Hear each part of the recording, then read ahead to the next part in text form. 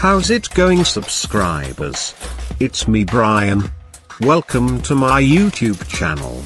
As you might know, cash loses its value due to inflation, which is why investing your money will grow your money faster than the bank or leaving it under your mattress. You might be wondering where to invest your money. In this video I'll explain exactly where to invest money and how to invest money. First, make sure to smash the like button and subscribe if you haven't already. In this video we are going to be talking about how I like to fund undervalued stocks. I like for good brands and profitable companies to fall more than 10% or more before I start buying. I also make sure it has a good support and resistance chart. If you already have a brokerage account, I'd recommend using its screeners. What these tools do is analyze the financial metrics of thousands of companies and deliver to you the ones that meet your input. For example, if you input P/E must be lower than 15, the screeners will not show you any companies with P/E ratios higher than 15. Undervalued stock indicators. But how can you identify undervalued stocks? There are 6 criteria investors look for. 1. Low price earnings ratio. No discussion of stock prices would be complete without referencing one of the most common, but not always the best, measures of a stock's relative value: the price earnings P/A ratio. Every company has a P/E. The higher the P/E, the higher the price of the stock relative to the earnings profit. While a relatively low P/E ratio may indicate a buying opportunity, it's important to remember there is likely a reason for the low P/E. For example, a company might report high earnings, but professional investors, who follow the business closely, know the company isn't telling the whole truth. As a result, the stock price will remain low, and the P/E ratio will look appealing. These scenarios are rare, however, so you should be okay to rely on the P/E ratio to find deals. 2. Lagging relative price performance. If a company's share price is lower than those of its industry peers, this may reveal an underperformance situation. This could happen for several reasons. One example is if stock analysts show concern over certain financial metrics, like the ones listed below. It's not unusual for a single voice on CNBC or in the Wall Street Journal to cause a whiplash effect as investors sell off and drive the price down. What happens is investors drive the price too far down, to the point of making the stock price undervalued.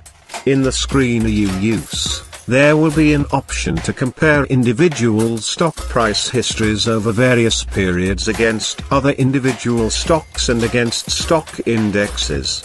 3.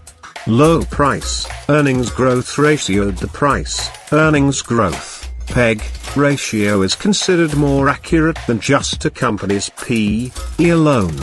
When you're looking at a stock, take the P/E ratio and divide by the earnings growth rate.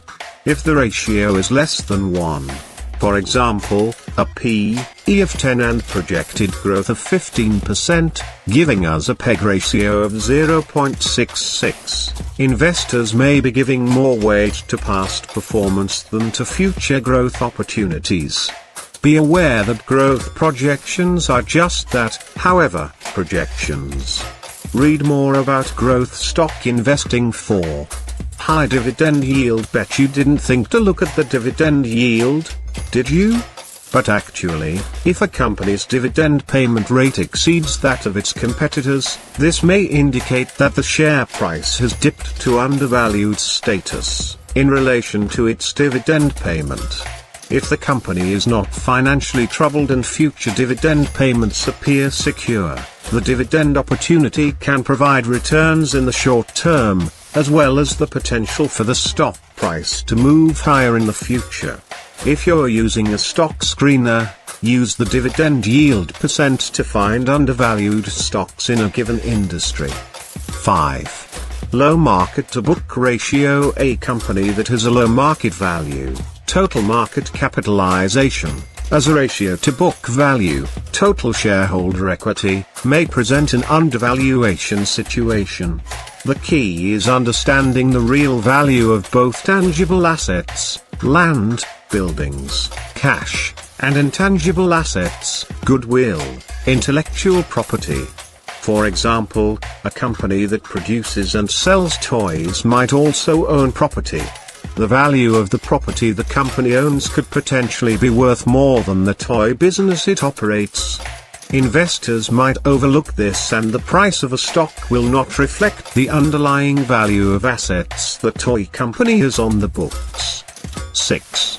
Free cash flow. Many investors put less emphasis on reported profit and more on free cash flow, the amount of cash generated by the business after all expenses are accounted for.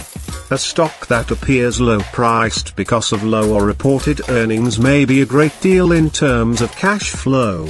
You can find this from inside a screener or through your brokerage firm by looking for the cash-share ratio.